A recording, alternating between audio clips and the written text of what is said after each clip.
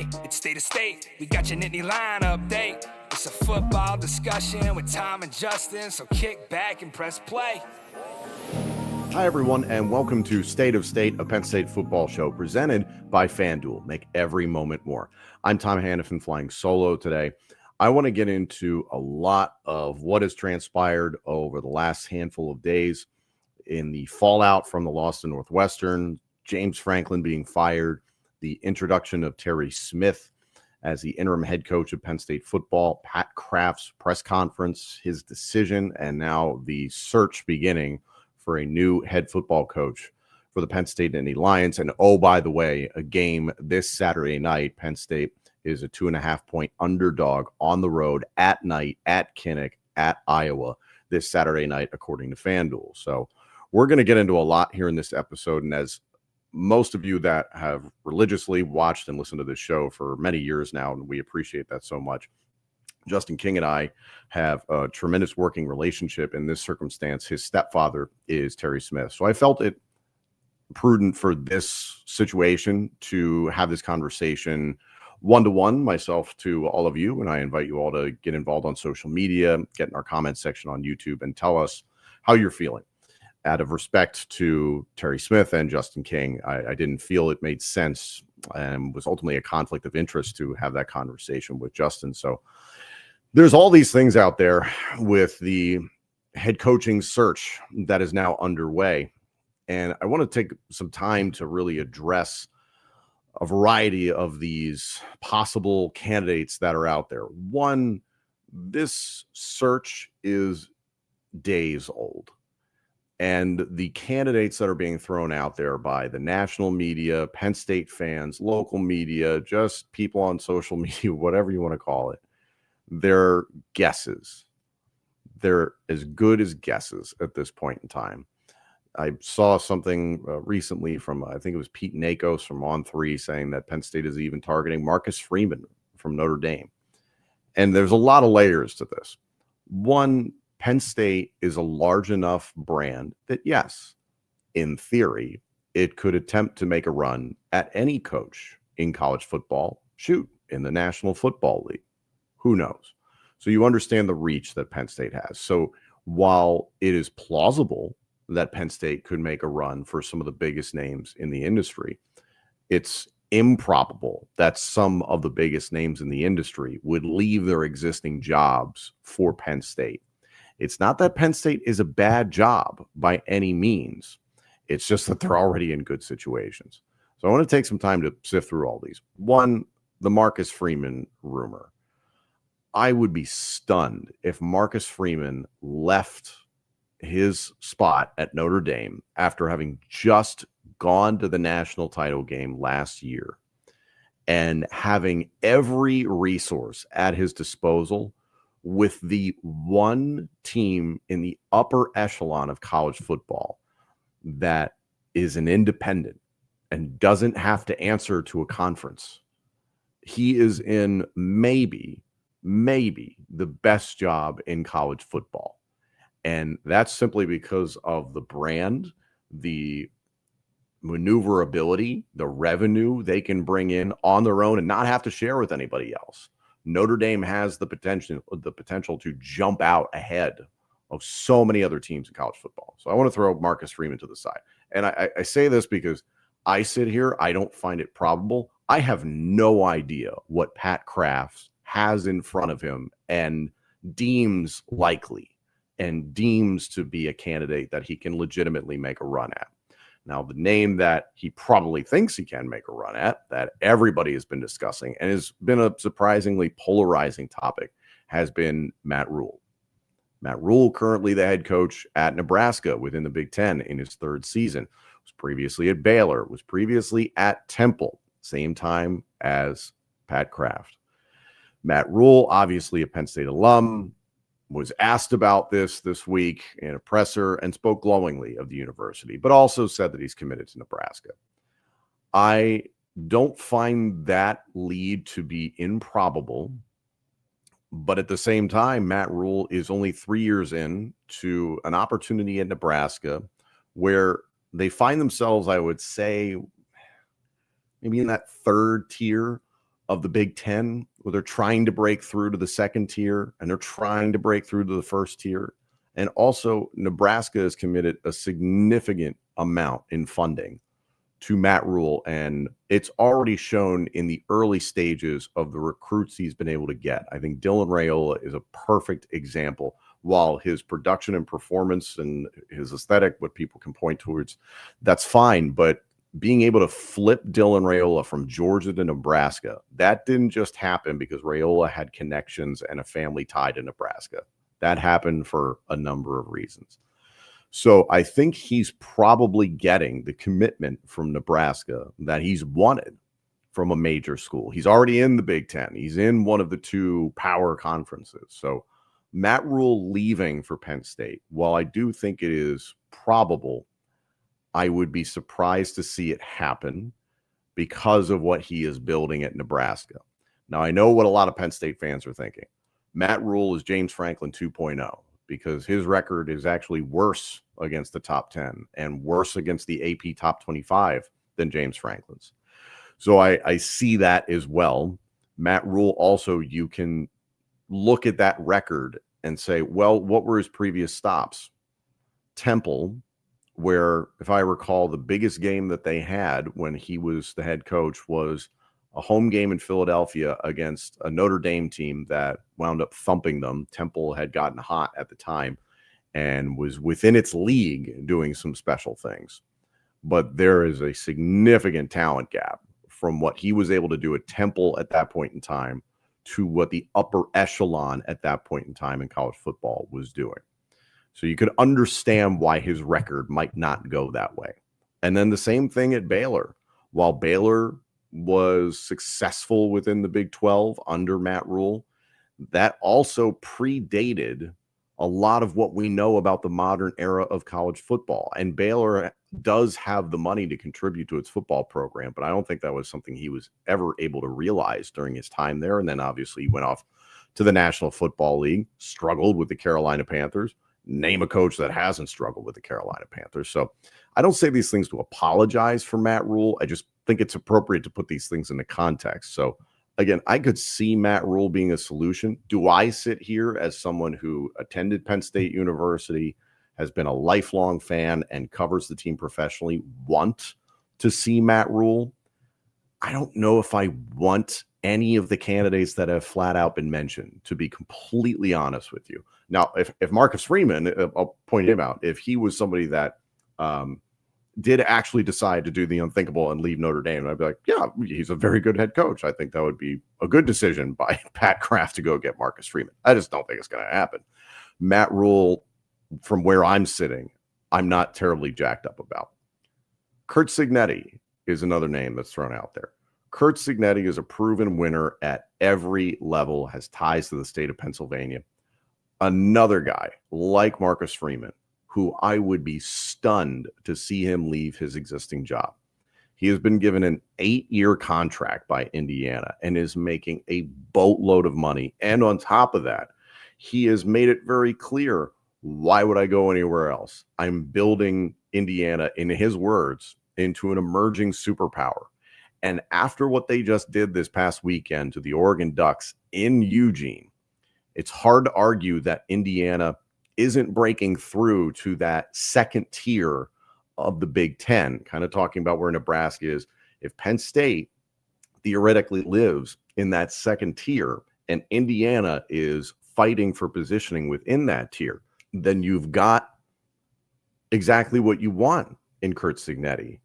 Curt Cignetti is right where he wants to be. Again, you're within the power two of the Big Ten and the SEC. Why would Curt Cignetti leave when he is clearly building something? And he would then have to go to Penn State and rebuild to a degree. Penn State has tremendous resources, but at the same time, he's already developed a lot of the processes that he wants in place at Indiana. He would have to undo 12 years of James Franklin's machine and get his stuff into place. Now, he's proven he can do it quickly. So I'll give Cignetti that credit. I think he could go just about anywhere and probably have success. Would he leave Indiana for Penn State? I don't think that makes a lot of logical sense for Curt Cignetti. Matt Campbell, Iowa State. I do not like that one at all. And I point towards what Pat Kraft said this past Monday. He wants to improve the unity in the Penn State community, and he wants to find someone who will ignite the fan base. Matt Campbell is a good coach, and he's done some very good things out of Ames, Iowa, in a program in Iowa State in the Big 12 that probably has no business competing at the highest level of that conference, but he does a very good job with less on a regular basis.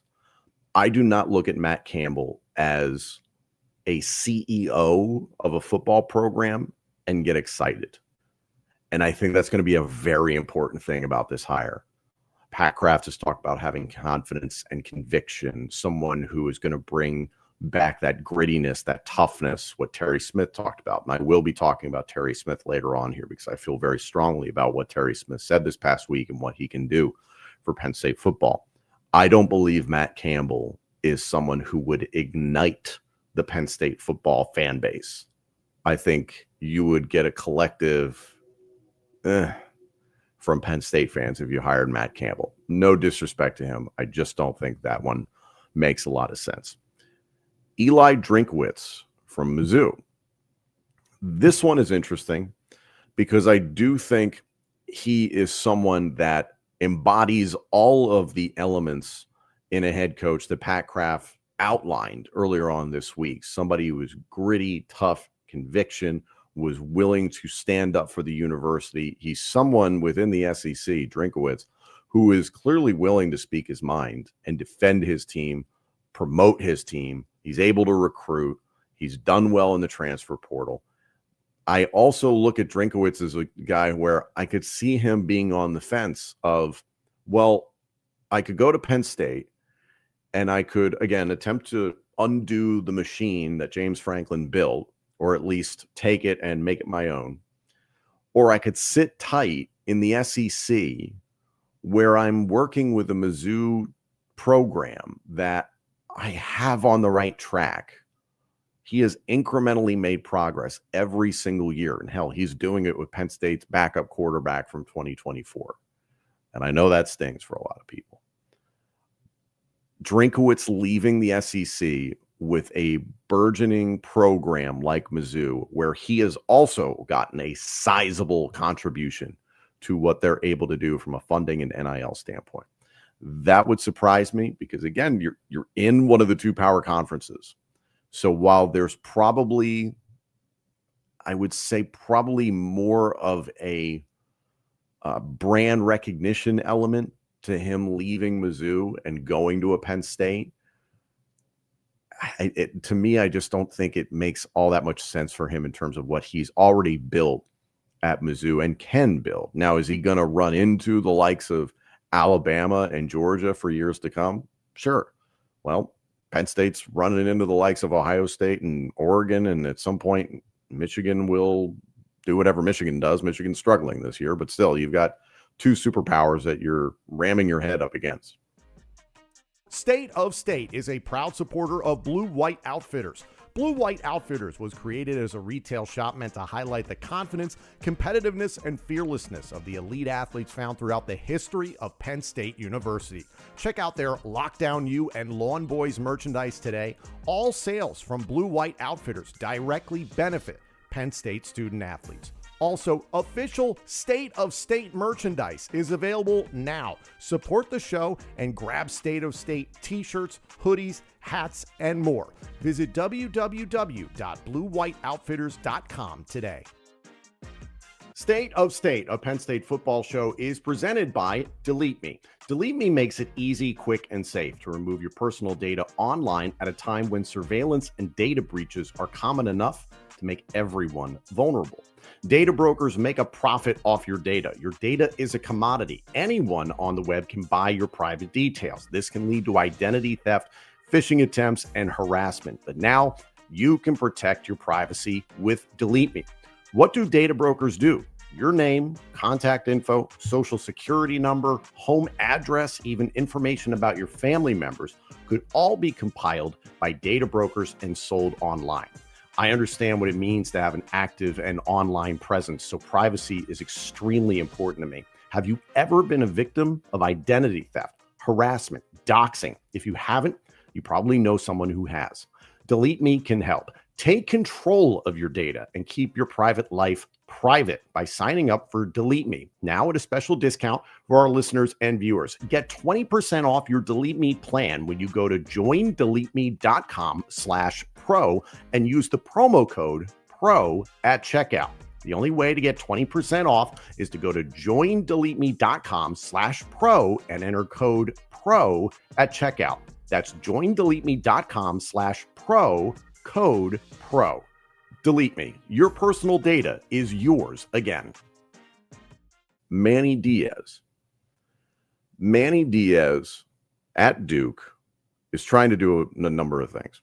If you recall, was the head coach at the University of Miami, was fired, came to Penn State, resurrected his image, 2 years as the defensive coordinator. Manny Diaz did a great job. And I think Penn State fans really enjoyed what Manny Diaz did. The players seemed to respond to him. He had an intensity about him.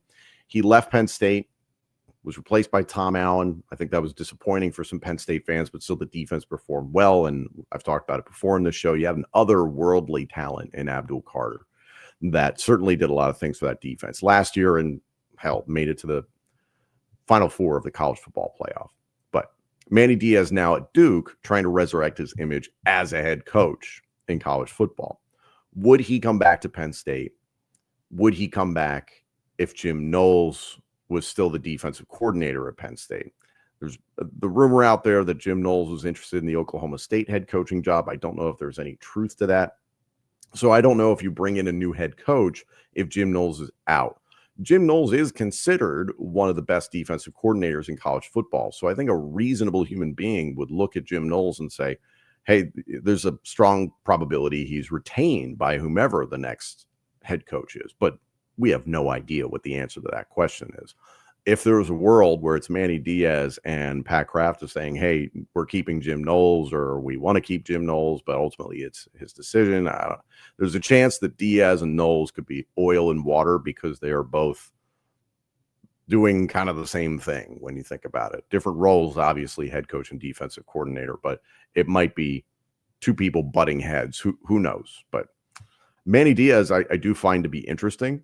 I think he is somebody that Penn State fans would be excited about. I think he does have conviction and confidence and all of those things that Pat Kraft wanted to talk about. And also he's proven in a short amount of time that he's willing to go into the transfer portal.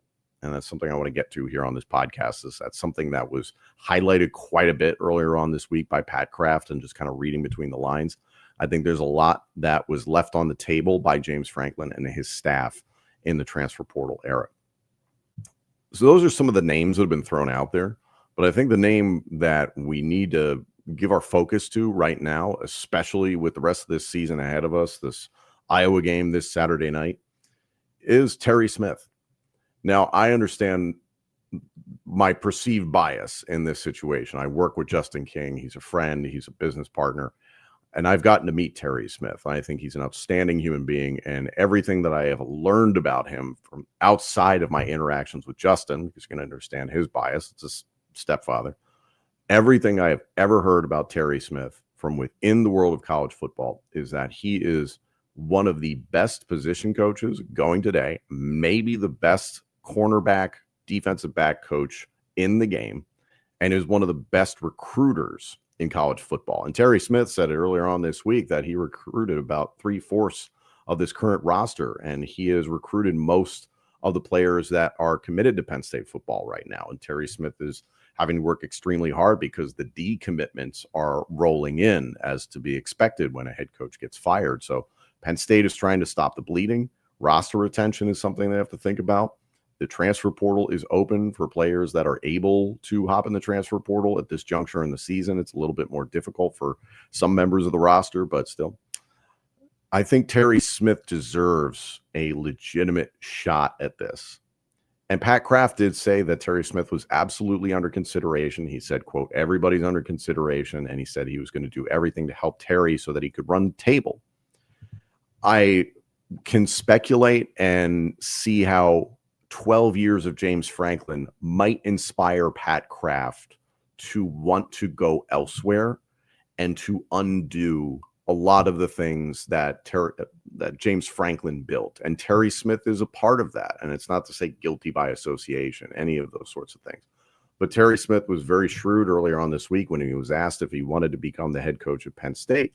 He said he was prepared to serve this football program, this university, in any way that it asks, but that, yes, he would love the opportunity. And he is a lifelong Penn Stater. His family is entrenched in the Penn State community. I sincerely hope that Terry Smith is able to do the things that he said he wanted to do for the remainder of this season, that he is able to galvanize this team. Because reading between the lines as to the question posed by my good friend Thomas Frank Carr from Blue White Illustrated, what led to the team losing its confidence, its grittiness, its toughness, its swag. And one of the first things out of Terry Smith's mouth was NIL and money. And he didn't point to direct things, but you can infer that this is a team from last year had such success that they were one drive away from the national championship. Penn State threw a lot of money at a bunch of this roster, this veteran nucleus, to return to make a run at a national championship this year. So you do have to wonder if money became a stronger element in the locker room than it had been in the past. Not saying that's the exact reason why things have gone the last 3 weeks the way that they have gone, but it's certainly an element. I think seeing how the team disintegrated after the Oregon loss, how many times did Justin and I come on here after the UCLA game, the Northwestern game, and attempt to recap and analyze a game? And it's pretty hard to do when there's a million things wrong. There's not just one thing to point towards. There's a million elements wrong with what is happening on the field. And it just feels like a locker room that became very divided after that loss to Oregon. And yes, there's been a lot of toxicity in the Penn State fan base, in State College, Pennsylvania itself, because the expectation was set so damn high. And part of that, yes, you can point towards the media saying, oh, you guys set the expectation high. I don't think that's entirely the case. It's part of it, but James Franklin set that high. Pat Kraft set that high. Pat Kraft saying earlier on this week, the goal is to win a national championship and that football is the backbone of Penn State University. He's right. So if the expectation was this team was one drive away from playing for the national championship last year, and you brought back the majority of that roster, then you should be able to, as I love to say, credibly contend for the national championship in 2025. And when that became very clear in the UCLA and Northwestern games that this team was not going to do that, everything went to hell. What you have seen the last 3 weeks is James Franklin and his methodology and his philosophy and his program, his idea of the program. The head hit the proverbial ceiling. And I know there are a lot of Penn State fans think that James Franklin hit his ceiling years ago, and I can completely understand that. But at this point in time, James Franklin has been given every resource possible by the university to improve this program from the dark days when he took over in 2014, which Terry Smith talked about. And yes, James Franklin led Penn State out of a very dark time. But now you're in a situation where Penn State has not been terribly aggressive in the transfer portal, and they've been playing Moneyball for many years. There's been a lot more contribution to Penn State football, which is certainly helping, but it's yet to be realized on the books. I've talked about this before. I know a lot of people have tried to speculate about the Adidas deal, and did Adidas have something to do with James Franklin and his buyout? The deal hasn't even kicked in yet. There's a lot of money that hasn't even kicked in yet. The West Shore home arrangement hasn't even been truly realized by Penn State University and this athletics department. Amica, Venmo, all of these brands that we're seeing far more when we tune into a Penn State football game. The list goes on and on. All of this money that Penn State, these elite resources that Pat Kraft talked about earlier on this week, these things have yet to be completely realized. This is still a program that under James Franklin was playing Moneyball. They're playing on a budget. And especially, I think it's viable to look at the way James Franklin approached the transfer portal and say it wasn't good enough. There are sparse examples of James Franklin and this recruiting staff and this program having success in the transfer portal. To my mind, Chop Robinson jumps to mind, Arnold Ebiketie, and I would say Amari Campbell right now. Shoot, you'd be screwed at linebacker if it weren't for Amari Campbell transferring from UNC just this past summer, by the way. Outside of that, have there really been stellar selections out of the transfer portal? Game changers, playmakers, alphas, people who have changed what Penn State is putting on the field by leaps and bounds? The answer is no. And a lot of that begins and ends with James Franklin. So the way that Pat Kraft spoke about the transfer portal earlier on this week, well, I know a lot of Penn State fans will probably be resistant to the idea of hammering the transfer portal. I don't think that's necessarily what you're going to see. Pat Kraft talked about it, and Terry Smith talked about it. Recruiting is still going to be the bedrock of Penn State football, and recruiting and development is where Penn State has seen its greatest successes with players on the field and going off to the National Football League. They want to continue to be a transformational program, to use the words of James Franklin. But you do have to be transactional, and you do have to hop in the portal, and you do have to throw top-tier money at top-tier talent. You cannot expect people to come here on a discount. And I think that's something that was at play for Penn State football. I'll say this to wrap up. Losing Drew Aller this past weekend, it's a very polarizing situation, and it feels like it got forgotten because of the loss to Northwestern, and then immediately James Franklin is fired. It sounds like Drew Aller is going to have surgery on his ankle. After everything he did to work as hard as he could for this football program, Drew Aller deserves his flowers. Did it turn out the way that he hoped, the way that Penn State fans had hoped? No. I've said it before. I believe his best football is in front of him. And I think for many years he was working with a deficiency in terms of the weapons in the receiving corps, up and down play along the offensive line, and frequent changes in offensive coordinator and scheme. And for a while, we have all seen how it's appeared to be a square peg in a round hole, and that he hasn't necessarily fit the offensive scheme that he's in. I believe there is a path for him in the National Football League if the right team takes him and develops him, doesn't throw him out there on the first play, then he is going to have a chance because he does have the physical gifts. And he clearly has the work ethic, but he has a lot to work on. That being said, your senior starter of the last 3 years is gone. This weekend, it's expected that Ethan Grunkemeyer is going to make his first start as a Penn State Nittany Lion. I do not envy Ethan Grunkemeyer.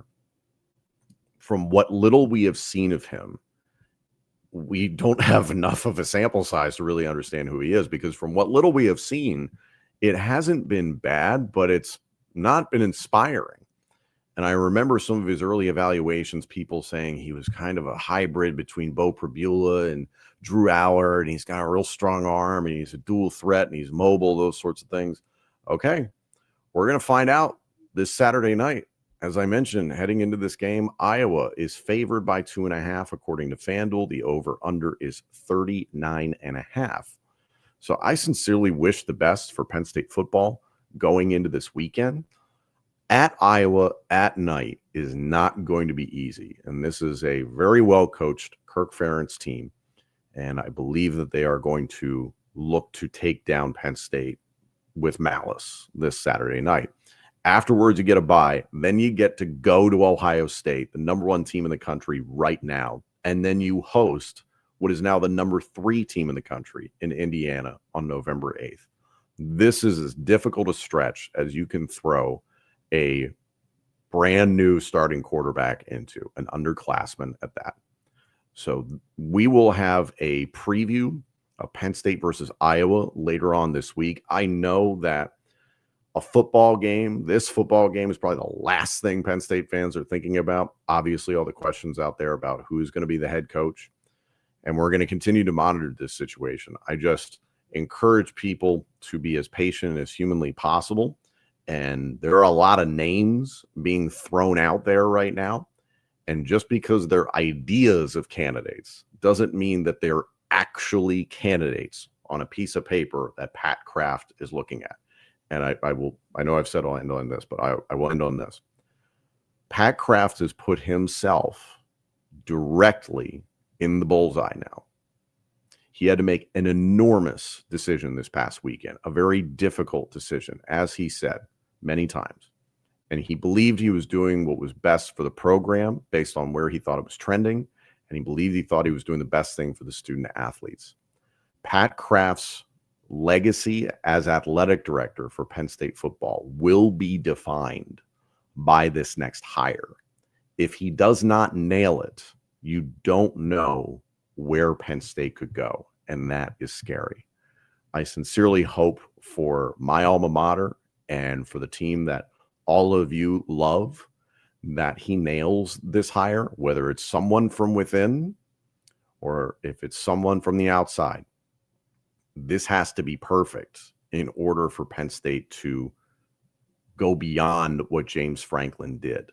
There are a lot of things that were done right under James Franklin, and there are a lot of things that can be improved upon. The decision now lies with Pat Kraft. We're going to continue to keep an eye on the entire situation here on State of State, a Penn State football show. Get in our comments section. Let us know how you feel about this situation, and we will have a full preview of Penn State versus Iowa later on this week. Thank you for joining us for this episode presented by FanDuel. Thank you all so much for joining us. This episode and our entire library of shows is available now on YouTube, Apple Podcasts, Spotify, and wherever else you get your podcasts. Please like, comment, subscribe, rate us, and turn on notifications. Follow us on social media at State of State Pod. Comment on our YouTube channel. And if you haven't done so already, you can become a member of our YouTube channel. For just 99 cents a month, you can get all upcoming episodes of State of State, plus our entire members-only playlist, ad-free, commercial-free. Hit the join button on our homepage or follow the link in the description of this podcast. State of State is presented by FanDuel.